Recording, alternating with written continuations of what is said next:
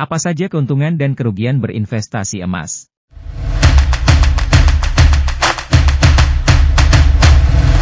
Berinvestasi emas adalah pilihan yang populer bagi banyak orang yang ingin melindungi aset mereka dan mendapatkan manfaat dari nilai yang stabil. Namun, seperti setiap bentuk investasi lainnya, investasi emas juga memiliki sisi positif dan negatif. Dalam konten ini, kami akan membahas secara rinci tentang keuntungan dan kerugian berinvestasi emas. Keuntungan berinvestasi emas. 1. Perlindungan terhadap inflasi. Emas cenderung memiliki korelasi negatif dengan inflasi, yang berarti nilai emas dapat bertahan atau bahkan meningkat saat nilai mata uang menurun akibat inflasi. Ini membuat emas menjadi aset perlindungan yang baik terhadap hilangnya daya beli. 2. Stabilitas nilai. Emas memiliki sejarah yang panjang sebagai aset yang stabil dalam jangka panjang. Meskipun terjadi fluktuasi harga, emas sering dianggap sebagai bentuk investasi yang dapat mempertahankan nilai relatif terhadap perubahan ekonomi. 3. Diversifikasi portofolio. Investasi emas dapat membantu Anda mendiversifikasi portofolio Anda. Dengan memiliki berbagai jenis aset, Anda dapat mengurangi risiko yang terkait dengan fluktuasi pasar tertentu. 4. Kecilnya risiko kredit. Berbeda dengan instrumen keuangan seperti obligasi atau saham, investasi emas tidak bergantung pada kinerja perusahaan atau lembaga. Oleh karena itu, risiko kredit jauh lebih kecil. 5. Likuiditas tinggi.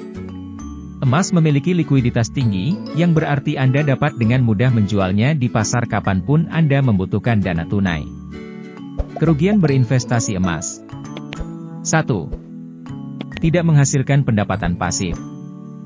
Emas adalah aset yang tidak menghasilkan pendapatan pasif seperti saham yang membayar dividen atau obligasi yang membayar bunga. Keuntungan utama datang dari apresiasi nilai. 2. Tidak ada pengembalian tetap. Tidak ada jaminan bahwa nilai emas akan selalu naik. Harga emas dapat mengalami fluktuasi yang signifikan dalam jangka pendek, dan ada risiko bahwa Anda mungkin tidak mendapatkan pengembalian yang diharapkan. 3. Biaya dan pajak. Investasi emas dapat melibatkan biaya seperti biaya pembelian, penyimpanan, dan biaya penjualan. Selain itu, Anda perlu mempertimbangkan implikasi pajak terkait investasi emas. 4. Keterbatasan penggunaan. Emas fisik memiliki keterbatasan dalam hal penggunaan praktis. Anda tidak dapat menggunakan emas fisik untuk melakukan transaksi sehari-hari seperti uang tunai atau kartu kredit. 5. Volatilitas jangka pendek.